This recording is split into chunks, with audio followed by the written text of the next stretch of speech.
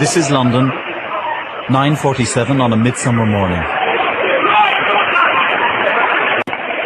The terrified voices are those of mourning commuters. Some of them terribly wounded. These images captured by a passer-by moments after the explosion. I probably saw maybe 20 people lying on the floor, not moving, and then lots of people like myself. So I looked out my window, and there were people screaming. All the front of the building had been, or the glass had been blown in.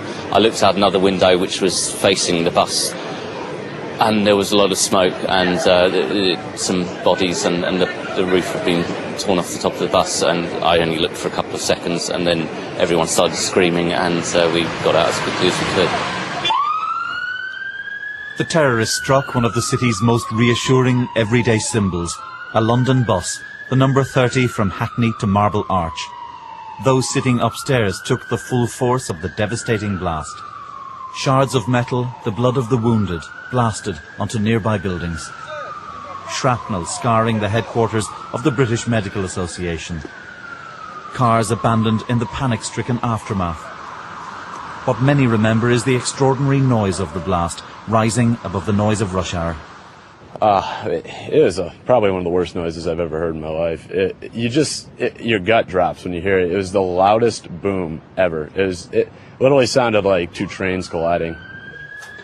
As some of the wounded were ferried away, doctors at the scene set up a field hospital to treat others. I worked in casualty for 6 months, but this is like having 6 months of casualty in 3 hours.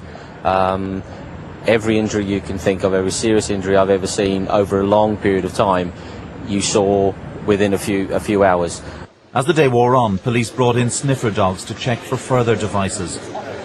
They were followed by forensic experts, sifting slowly through the debris. After the terror, the hunt begins for clues as to who might be responsible. The police have moved their cordon forward several times. That underscores a central fact. There isn't just a sense of shock here, but one of continuing fear. That's certainly the feeling you get talking to people as they've been leaving the city this morning. That no matter how many warnings they've had, nothing could have prepared them for this. Tonight, one of the doctors who'd struggled to help the injured came back to the scene. Haunted forever, he told me. A young woman dying in a colleague's arms. I've seen so many dead people, but this is something. And then I thought, what ordinary people will be thinking when I can feel the after effect of this carnage. What ordinary people, lay people will feel about that. The attack on bus number 30 was an act of terror with one aim, to strike at the familiar, the routine, at what is secure in a city's life. Fergal Keane, BBC News, Tavistock Square.